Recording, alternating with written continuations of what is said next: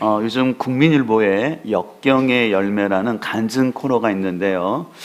여기에 우리나라 최고의 설교자로 인정받고 계시는 한 목사님이 자신의 간증을 연재하고 있는데요. 그 목사님은요, 지성과 영성을 겸비하신 분으로서 참 목회에 많은 열매를 거두었고, 은퇴하신 다음에도 지금 아주 대내적으로 귀한 활동을 하고 계셔요. 그런데 이 목사님에게요, 은퇴한 이후에 뜻하지 않는 고난이 찾아왔습니다. 근데 그 고난은 아들 둘이 있었는데 두 아들을 통해 찾아왔어요. 먼저 큰 아들은 믿음이 없는 아마 좀 부부간의 갈등으로 인하여서 그 형제가 공황장애를 겪고 되었고, 그래서 지금도 계속해서 약을 먹고 있다라고, 그래서 이 부부관계가 좀 어려웠다라고 합니다. 그리고 둘째 아들이 있었는데 이 둘째 아들은 굉장히 운동을 좋아하는 아들이었는데 변호사였어요. 근데 갑작스럽게 대장암이 걸려서 얼마 살지 못하고 투병 중에 하나님의 부르심을 받았습니다. 여러분 생각해 보십시오. 어떻게 보면 우리나라에서 가장 목회를 잘하고 설교를 잘한다고 하시는 목사님인데 그 두 아들이 이런 어려움을 겪었습니다. 한 아들은 주님 품에 안겼죠.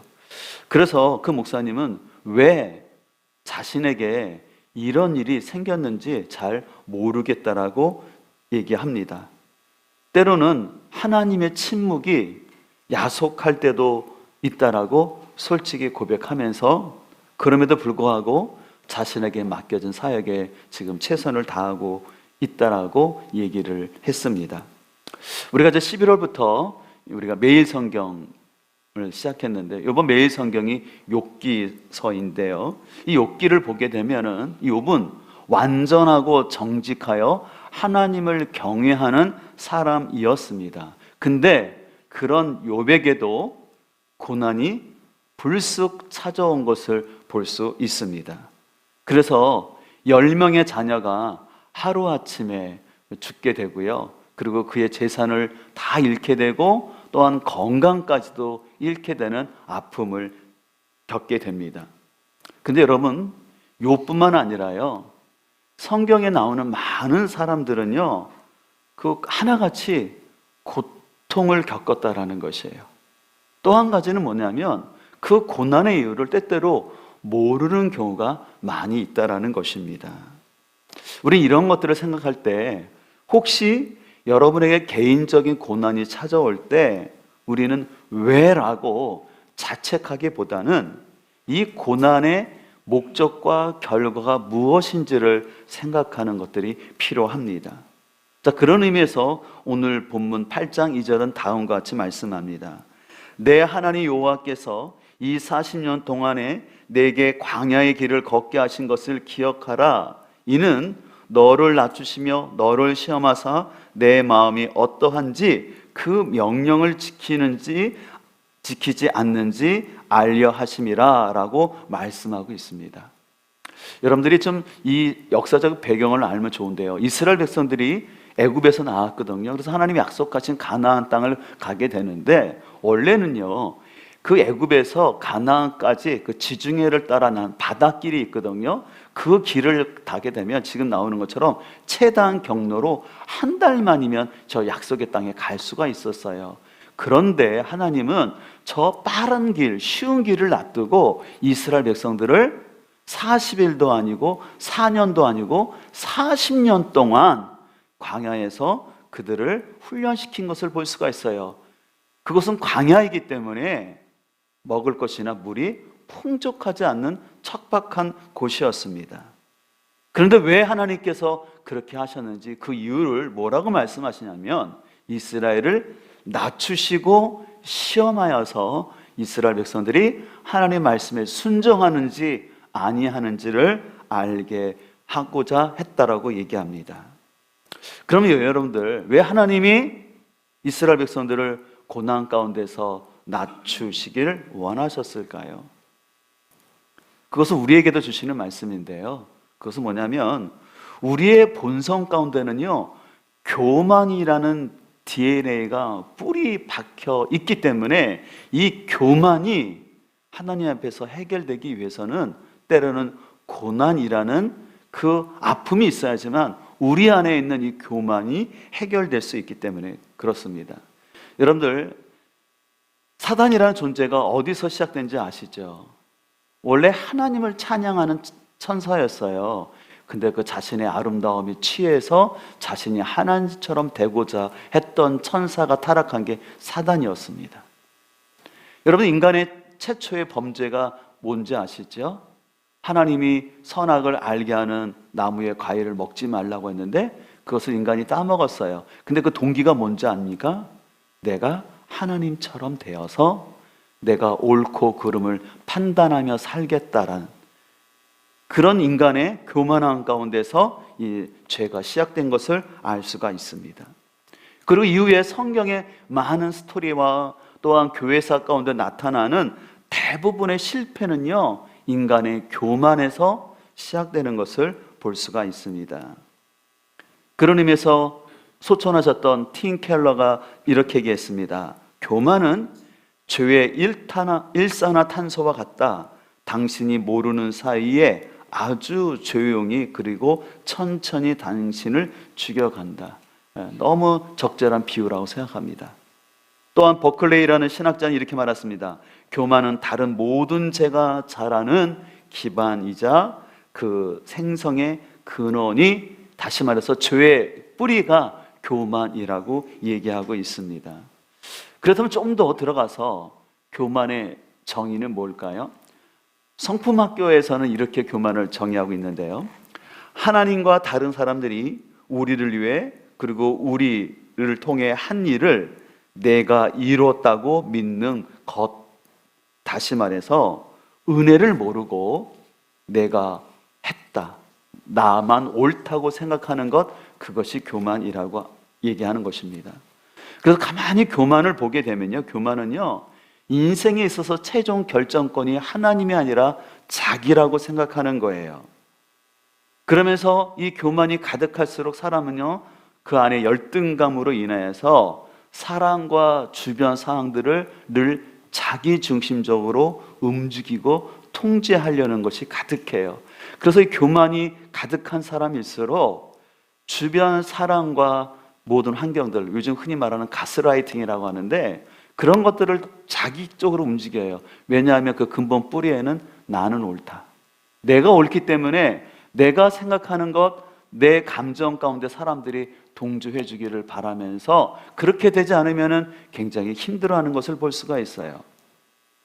근데 여러분, 이런 교만의 반대는 무엇일까요? 여러분 잘 아시는 것처럼 겸손입니다. 그럼 겸손이란 무엇이냐? 그것은 자신이 하나님께 전적으로 의존해야 된다라는 사실을 깨닫고 모든 결정에 있어서 자기 결정권이 아니라 하나님의 뜻이 무엇인지를 찾는 사람이 겸손한 사람이라는 거예요. 근데 한 가지 오해하지 마시거든요. 겸손한 사람이라고 해서 고개를 늘 숙이고 힘이 없는 사람이 아니에요. 또 반대로요, 여러분, 교만한 사람이라고 해서 늘 고개가 꼿꼿하고 막 말을 많이 거칠게 하는 사람이 아닌 것 같더라고요. 제가 가만히 보면은 내 인생의 결정권을 누가 갖고 있냐라는 거예요. 겉으로는 인사도 잘하고 순한 것 같지만 결국은 모든 인생의 결정권을 자기가 다 하고 있으면 어떤 사람이에요? 그 교만한 사람이에요. 비록 겉으로 보기에는 그 사람이 좀 강한 것 같고 좀 말을 팍팍 하는 것 같지만, 그러나 인생의 중요한 결정권을 꼭 하나님께 의탁하고 하나님의 뜻을 따라요. 그러면 그 사람이 겸손한 사람이라는 것이에요. 우리가 잘 분별했으면 좋겠어요. 그러면서 우리는 내 자신을 잘 봤으면 좋겠어요. 내가 사람들에게 순하게 보이고 인사 잘한다고 해서 겸손한 사람이 아닐 수 있다는 것이에요.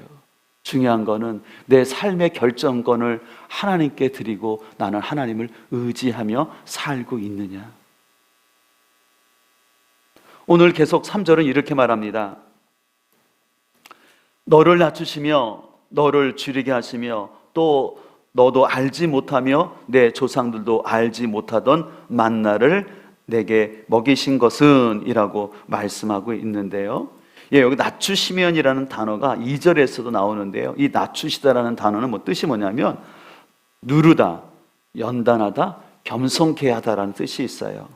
그래서 하나님께서 이 광야를 통과하게 한 광야 시험의 목적은 이스라엘로 하여금 낮추며 겸손케 하기 위함이라고 말씀하고 있습니다. 그러면 왜 하나님께서 이스라엘을 고난을 통해서 낮추며 겸손케 하셨을까요? 3절에 말씀하고 있습니다. 3절을 보면 이렇게 말합니다. 사람이 떡으로만 사는 것이 아니요 여호와의 입에서 나오는 모든 말씀으로 사는 줄을 내가 알게 하려 하심이라 라고 말하고 있어요. 하나님이 왜 이스라엘을 광야 가운데 때로는 줄이게 하고 목마르게 하셨냐면 너희의 삶은 떡으로만 사는 것이 아니라고 말씀하시는 거예요. 여러분, 떡이라는 것은 우리가 살아가는데 기본적으로 필요한 음식입니다. 또 음식뿐만 아니라 돈일 수도 있고 힘일 수도 있고 권력일 수도 있어요. 하나님께서는요 분명히 우리의 삶에 떡이 필요하다는 걸 아셨어요. 근데 중요한 거는 떡만을 의지하는 것이 아니라 하늘에서 내려주시는 만나를 통해서 하나님을 기억하고 하나님께 순종하는 삶 살기를 원하셨던 것이죠. 여러분의 삶 가운데 떡은 무엇입니까? 아까 말했죠. 떡은 여러분 우리의 삶에 가장 필요한 거예요. 말 그대로 어떤 사람은 먹는 것이에요. 그렇죠? 먹고 사는 게 어떤 사람은 가장 중요한 떡일 수 있습니다. 또 어떤 사람에게는요 사람이 그 인생의 중요한 떡일 수 있어요. 그래서 모든 관계가 그 삶의 중요한 가치예요. 특별히 우리 사춘기 때 학생들은 친구죠. 예. 친구 관계가 좋으면 행복하고 그렇지 않으면 불행하죠. 예. 그게 다 겪는 과정인데요. 또 어떤 사람에게는요 가족 관계가 떡일 수도 있어요. 가족이라는 것은 우리 삶의 가장 기본적인 관계예요. 그러나 때로는 그 가족이 하나님보다 앞서게 되면은 오히려 그것이 위험한 것을 볼 수가 있어요. 또 아마 대부분의 사람들은 뭐니 해도 돈이 그 삶의 떡일 수가 있을 것입니다. 그래서 하나님이요 아브라함을 부르실 때 뭐라고 말씀하셨냐면 본토 친척 아비집을 떠나라고 말씀하셨어요. 왜 본토 친척 아비집을 떠나라고 하셨냐면요 여기에는 두 가지가 담겨져 있는데 네가 의존하며 살고 있는 관계들, 또한 네가 경제적인 기반인 그 경제적 공동체에서 떠나 내 말씀을 따라 살라라고 아브라함에게 도전하신 것을 볼 수가 있어요. 그래서 우리가 살펴보게 되면은 때때로 하나님은 우리에게 시련을 통해서 내가 의지하고 있는 떡, 그것이 어떤 사람이든지 때로는 그것이 물질이든지 그것보다 내가 누구를 더 신뢰하고 있느냐, 그것을 하나님 보시기 위해서 우리를 시험 가운데 있게 하는 것을 볼 수가 있습니다. 그래서 중요한 것은 이것들을 통해서 그것이 완전하지 않기 때문에 우리를 하여금 하나님을 의지하며 살도록 하는 것을 볼 수가 있습니다. 우리가 이제 욥기를 큐티하기 시작되는데 여러분 욥 1장을 보게 되면 사단이 하나님께 이렇게 말해요. 하나님, 욥이 완전하고 정직하고 하나님을 경외하는데 하나님, 욥이 그렇게 하는 것은 하나님이 욥에게 물질의 축복으로 그를 보호하고 계시기 때문에 욥이 그런 거 아니겠습니까? 라고 해요. 그래서 하나님은 욥의 그 진정성을 알기 위해서, 그 순전함을 알기 위해서 사단에게 욥의 생명만은 건들지 말고 그의 모든 것들을 한번 쳐보라고 합니다. 그로 말미암아 이제 욥의 고난이 찾아와요. 근데 여러분, 이 상황 속 욥이 알고 있었나요? 천상에서 하나님과 사단 간에 이런 얘기가 있었는데 욥은 알고 있었나요? 전혀 모르고 있었죠. 그래서 전혀 생각지도 않는데 하루아침에 자녀 하나도 아니고 둘도 아니고 10명이 다 죽는 거예요. 또 그 동방에 가득했던 부자였던 그의 재산도 잃게 되고 또한 그 몸이 상하여져서 기와장으로 자기 몸을 긁어야 되는 고통 가운데 빠지게 됩니다. 근데 이런 고난 속에서도 욥은 다음과 같이 고백합니다. 욥기 1장 20절 이하의 말씀인데요. 욥이 일어나 겉옷을 찢고 머리털을 밀고 땅에 엎드려 예배하며 이르되 내가 모태에서 알몸으로 나오사온즉 또한 알몸이 그리로 돌아갈지라. 주신 이도 여호와시요 거두신 이도 여호와시오니 여호와의 이름이 찬송을 받으실지어다 하고 이 모든 일에 욥이 범죄하지 아니하고 하나님을 향하여 원망하지 아니하니라. 여러분, 이 고백이 쉬운 거 결코 아닌 거 아시죠? 여러분들 잘 아시는 것처럼 욥은 주신 이도 하나님이시고 걷어가시는 이도 하나님이라는 거예요. 그 고백 속에서는 하나님의 절대 주권을 인정하는 거예요. 자녀, 물질, 내가 잘나서 얻은 것이 아니라 이거 하나님이 주신 것입니다라는 고백을 하는 거예요. 그렇기 때문에 욥은 이 참 말할 수 없는 고난 속에서도 하나님을 향하여 원망하지 아니하고 예배의 자리를 지켰던 것을 볼 수가 있습니다. 소망하는 것은 우리의 삶 가운데 타지 않는, 이해할 수 없는 고난이요 우리의 평범한 일상 가운데 찾아오게 됩니다.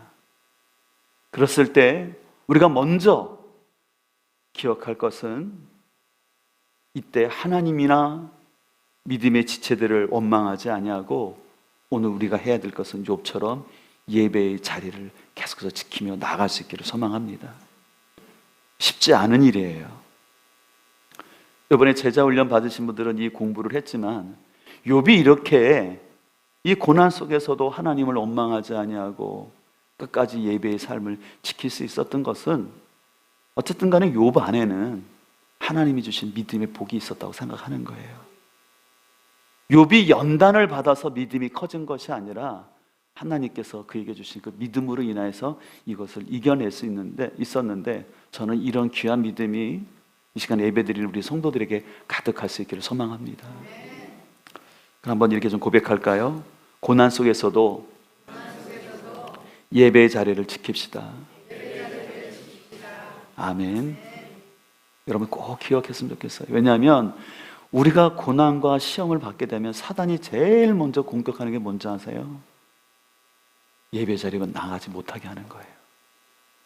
그리고 자기 동굴 속에 빠지게 하고 자기 침체 속에 빠져서 예배에 안 나가게 하고 교회 공동체를 멀리하게 하면서 결국은 사단이 그 영혼을 침멸시켜요. 그래서 사랑하는 성도 여러분, 우리 삶에 누구나에게나 고난 찾아올 수 있는데 그 고난이 올 때 우리가 꼭 놓치지 마실 것은 예배가 심지어는 은혜가 안 되고 찬양이 안 나오고 그냥 예배에 그냥 앉았다 갈지라도 꼭 예배 자리에 지킬 수 있기를 소망합니다. 왜냐하면 그것이 여러분을 보호하는 길이기 때문에 그래요. 여러분 계속해서 오늘 본문 신명기로 돌아오게 되면 아까도 말한 것처럼 하나님은 한 달이면 갈 수 있는 그 가나안 땅을 40년씩이나 광야에서 연단하신 이유가 우리가 떡만이 아니라 말씀에 따라 살도록 하기 위함이었다고 강조하고 있습니다.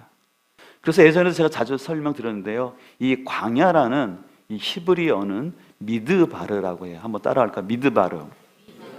이 미드바르라는 단어에서 다바르라는 단어가 같이 합성된 건데요, 뭐뭐 앞에라는 그 다음에 다바르, 말씀이라는 단어가 합해진 게 광야예요. 그래서 참 놀라운 것은 뭐냐면요, 그래서 광야는 하나님의 말씀을 듣는 곳, 주님의 음성이 들려지는 곳이 광야예요.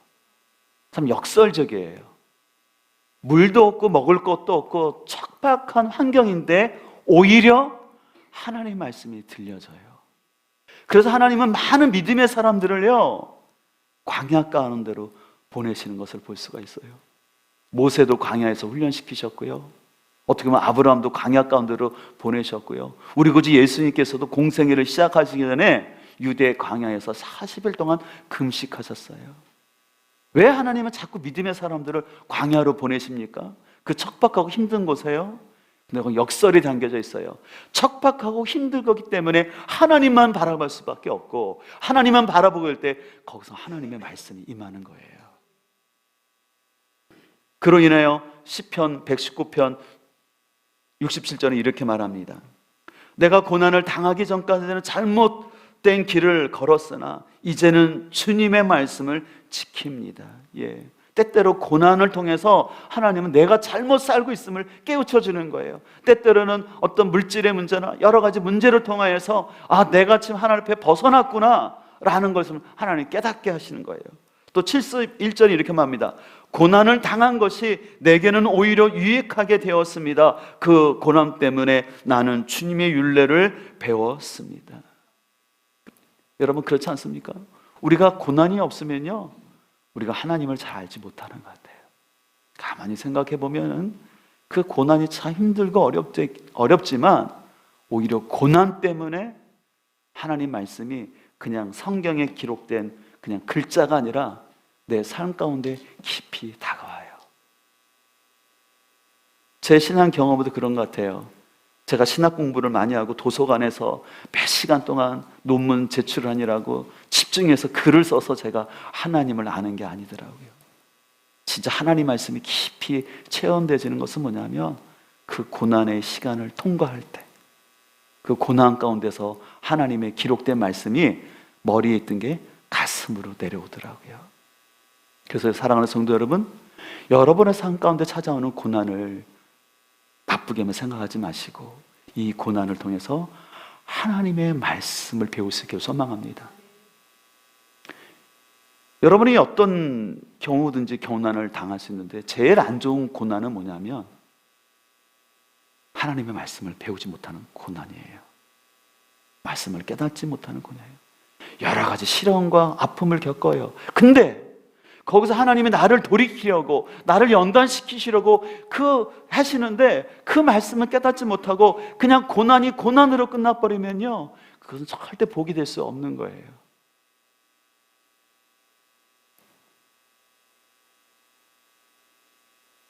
계속해서 오늘 신명기 8장 5절은 이렇게 말합니다.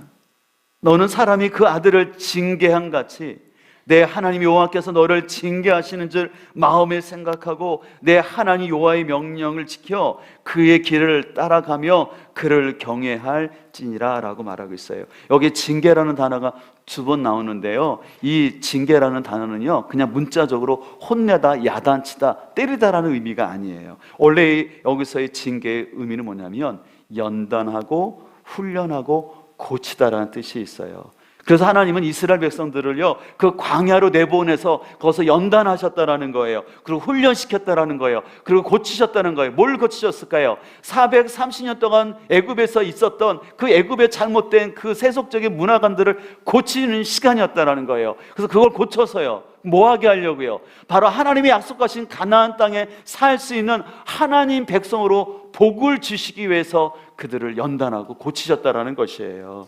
다시 말해서 그들을 하나님의 백성으로서 제자 훈련 시키신 거예요. 그런데 그래서 이 제자 훈련의 목적은 뭐냐면 척박한 인생 가운데, 광야 가운데서 우리를 잘 훈련시켜서 복을 주려 하시는 게 제자 훈련이에요. 사랑하는 성도 여러분, 제자 훈련은요 어떤 특별한 성도만 받는 게 결코 아니에요. 우리 교회에서도 제자 훈련을 하고 있지만 이거는 어떻게 좀 믿음이 좋고 앞선 사람만 하는 게 아니에요. 우리 모든 성도들은 이 제자 훈련을 통해서, 이 광야 학교를 통해서 하나님의 복을 경험해야 될 줄 믿습니다. 그래서 아까 말한 것처럼 이 징계가 연단하다, 또 훈련하다, 고치다라는 뜻이 있는데 원래 발음이 아싸르라고 해요. 아싸르. 근데 제가 이 아싸르 거 생각하다가 한번 이런 재밌는 표현을 만들어 봤어요. 뭐냐면 아싸 내 복이다. 고난이 아싸 내 복이다 생각하는 거예요. 여러분들 그 옥하는 목사님이 고난에는 뜻이 있다라고, 고난은 하나님의 변장된 축복이라고 말했는데요. 그래, 우리가 성경을 가만히 보면 고난이 우리의 복인 것을 알 수 있어요. 인간적으로는 목사님 말도 안 돼요 라는데 아니에요. 믿음의 사람들, 성경의 말씀을 또 우리의 신앙을 생각해 보면은 진짜 고난이 내게 당신은 어렵지만 그 고난 때문에 우리가 복 받는 거예요. 그래서 내 인생의 징계와 연단, 훈련, 이 고침받은 아픔들, 그래서 이것이 아싸 내 복이다 라고 여러분들 고백할 수 있기를 소망합니다. 그래서 한번 저를 따라 했으면 좋겠어요. 아싸 내 복이다. 아니, 손을 쥐어야지 되지 않겠습니까? 예, 아싸 내 복이다. 그러면 제가 부를 때마다 여러분들 힘있게 아싸 내 복이다 해보세요. 뭐냐면 여러분들 물질의 시련이 와도, 건강의 시험이 와도, 관계의 어려움이 와도, 지체되고 돌아갈지라도, 아멘. 이 고백이 여러분 가운데 있기를 간절히 소망합니다.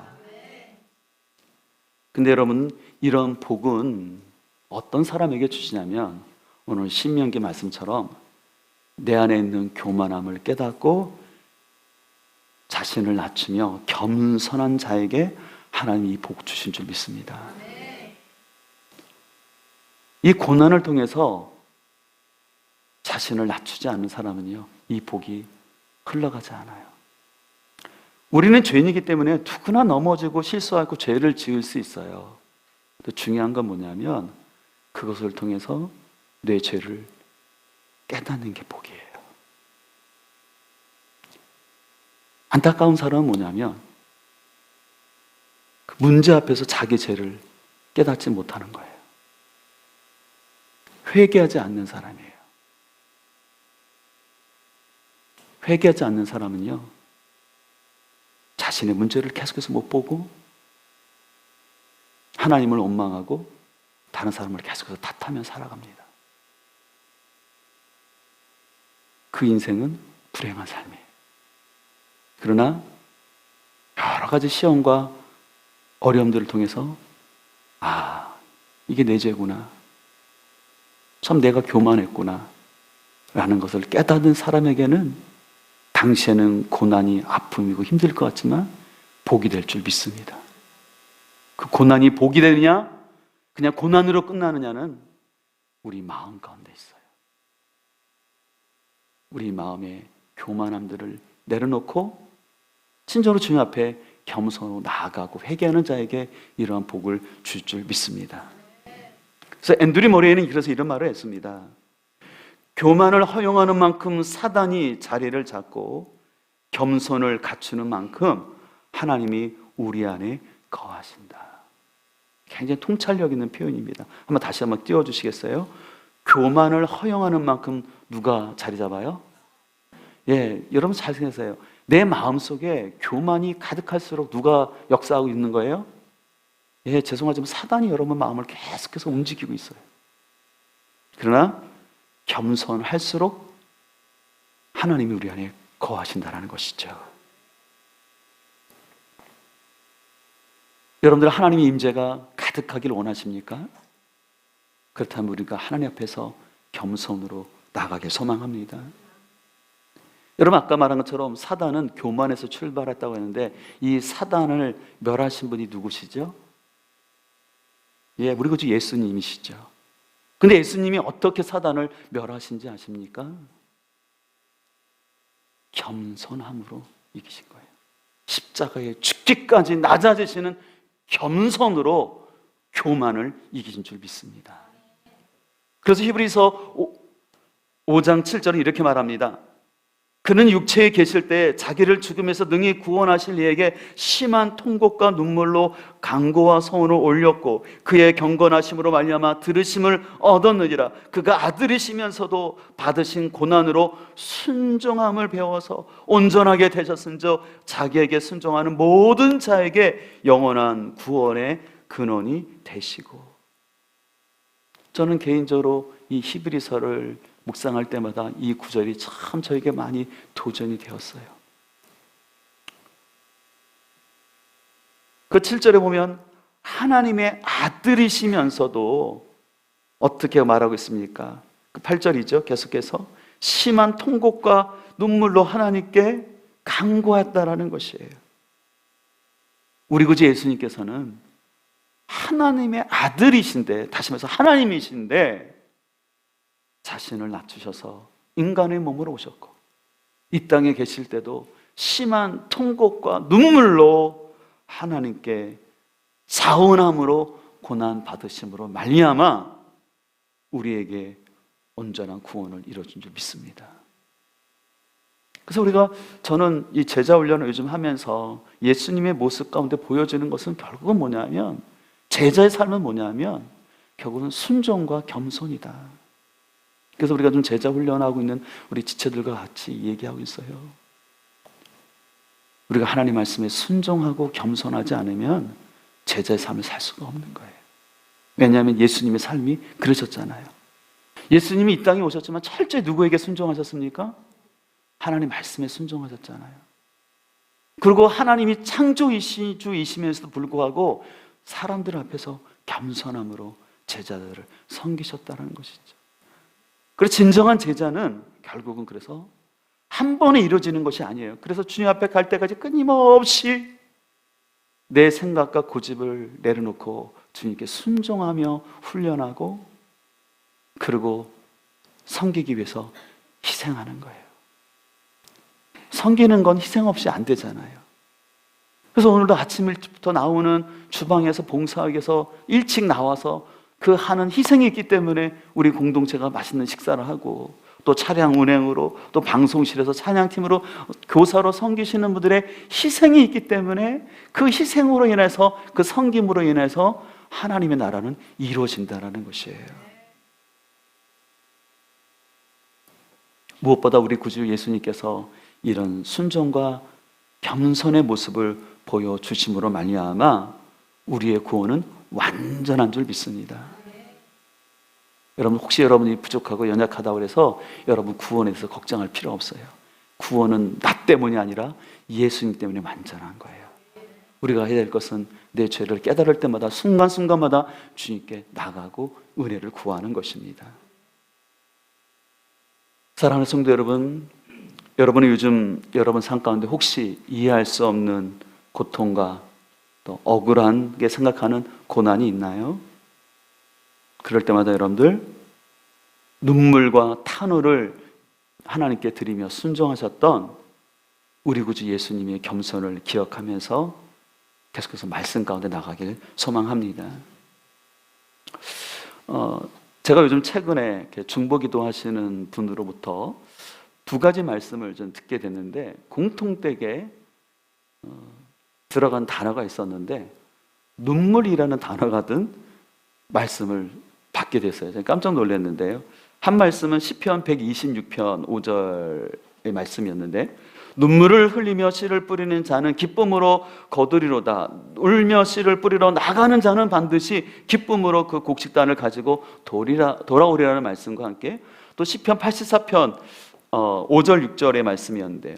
주께 힘을 얻고 그 마음에 시온에 데려가 있는 자는 복이 있나이다. 그들이 눈물 골짜기로 지나갈 때에 그곳에 많은 샘이 있을 것이며 이른 비가 복을 채워주나이다. 저는 왜 하나님께서 이 눈물이라는 단어가 들어간 이 말씀이 저에게 이렇게 들려주셨는지, 반복은 강조의 의미가 있다고 생각하거든요. 그래서 저는 요즘 저희 삶과 또 목회를 뒤돌아보면서 때로는 눈물을 흘려야 할 시기가 있습니다. 그때는 진짜 힘들고 어렵지요. 그러나 그 눈물이 그냥 눈물로 끝나는 것이 아니라 그 눈물 가운데는 하나님의 복이 있다는 사실을 꼭 기억했으면 좋겠습니다. 저뿐만 아니라 여러분이 살다 보면 건강 때문에 눈물 흘리는 적 있지 않습니까? 진짜 잠이 안 오고 너무 그 건강에 대한 두려움 때문에 내 노후가 이렇게 아픈 상태로 가야 되나, 아니면 너무 통증 때문에 눈물 흘리시는 우리 어르신들이 있는 거 알 수 있어요. 어떤 분들은요, 참 나는 거 나머지 참 부족함이 없는 가정인데 이 자녀만큼은 참 내 뜻대로 안 돼서 자녀 때문에 피눈물을 흘리는 분들도 있어요. 또 살다 보면 참 내가 성실히 살아왔는데 어느 한순간 잠깐 실수해가지고 물질에 아주 큰 손해를 보거나 어려움들을 겪어서 물질 때문에 남모르게 눈물을 흘리는 경우도 있습니다. 근데 사랑하는 성도 여러분, 우리의 흘리는 눈물을 하나님이 결코 헛되이 보지 않는다는 것이에요. 그 아픈 눈물을 흘릴지라도 주님 앞에 나가서 기도하고 끝까지 자기에게 맡겨진 예배의 자리, 사명의 자리를 기쁨으로 감당할 때 하나님 기쁨의 당과 이른 비의 복을 줄 줄 믿습니다. 우리가 믿는 하나님은 그런 하나님이에요. 여러분들 눈물을 부정적으로 보지 마시고 눈물을 흘려야 할 때는 눈물을 흘리십시오. 그러나 절대 낙마하지 마실 것은 그 눈물 가운데 생명의 역사가 싹튼다는 걸 기억해야 돼요. 다시 한번 권면하는 것은, 근데 그 눈물이 눈물로 그냥 끝이지 않고 그 눈물이 한으로 끝이지 않기 위해서는 아까 계속해서 말씀하신 것처럼 내 안에 교만함이 깨져야 할 줄 믿습니다. 내 안에 있는 교만함이 무서지고 깨어져야지만, 거기서 하나님의 겸손을 배워야지만 이런 역사가 나타나는 거예요. 여러분, 실은 하나님을 안 믿는 사람들도 많이 눈물을 흘려요. 근데 그런 눈물과 우리 믿는 사람의 눈물의 차이는 무엇입니까? 그 눈물을 통해서 내 죄를 깨닫는 거예요. 저는 우리 모두가, 저부터 시작해서 우리 모두가 내가 흘리는 눈물을 통해서 나의 죄를 볼 수 있기를 소망합니다. 나의 죄를 보는 게 복이에요.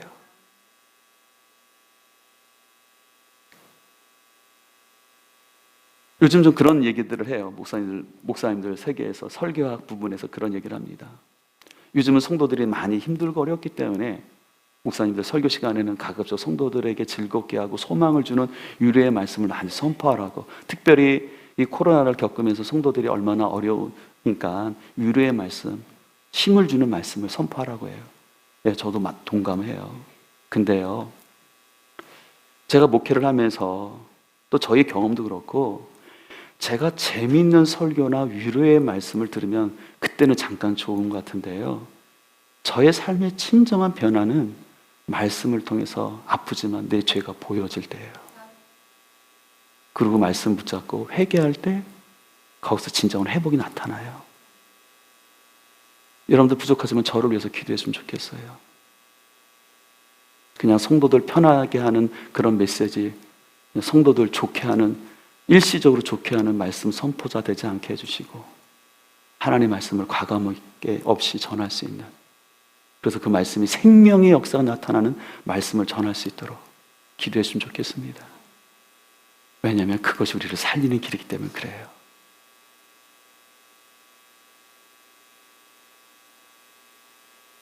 우리가 욥기를 해석함에 있어서 여러분들 욥기는요, 마지막 42장을 꼭 기억하고, 먼저 기억하고 욥기를 읽으셔야 돼요. 왜냐하면 욥기 마지막 결론 42장을 알지 못하고 욥기를 읽으면요, 헤매게 돼요. 복잡해져요. 여러분, 그런 의미에서 욥기 42장은 결론을 얘기하는데요, 42장 10절은 이렇게 말합니다. 욥이 주님께 자기 친구들을 용서해 달라고 기도를 드리고 난 다음에 주님께서 욥의 재산을 회복시켜 주셨는데 욥이 이전에 가졌던 모든 것보다 배나 더 돌려 주셨습니다. 욥은요, 그 이해할 수 없는 고난 속에서 그도 때로는 갈등하고 친구들이 와서 이런저런 얘기할 때 항변하고 억울해했어요. 그러나 그가 하나님을 만나게 됐어요. 하나님이 침묵 가운데 있어서 하나님 만나주셨어요. 그랬을 때 그는 하나님께 고백할 수밖에 없었어요. 내가 하나님을 귀로만 듣다가 눈으로 하나님을 뵙게 됐다라고. 그리고 내가 무지한 말로 하나님께 대들었다고 하나님께 회개합니다. 그러면서 자신을 괴롭혔던 그 친구들을 용서해달라고 기도했었을 때 하나님께서는 그의 재산을 회복해 주시고 모든 것을 배나 돌려주시는 하나님을 경험하게 된 줄 믿습니다. 우리 모두에게는 고난은 누구나 찾아올 수 있습니다. 근데 그 고난은 이해할 수 없어요. 그러나 그 가운데 중요한 것은 뭐냐면 그 가운데도 인간적인 생각보다 하나님 말씀을 의지하면서 나에게 상처 준 사람들을 용서하면서 끝까지 하나님을 예배하는 자리에 있을 때 하나님은 회복의 은혜를 베풀어 줄 믿습니다. 그래서 사랑하는 성도 여러분, 여러분 삶 가운데 이 고난의 시간들을 주님과 함께 잘 통과함으로 인하여서 여러분의 흘린 눈물이 귀한 생명의 역사로 나타날 수 있기를 주님의 이름으로 축복합니다.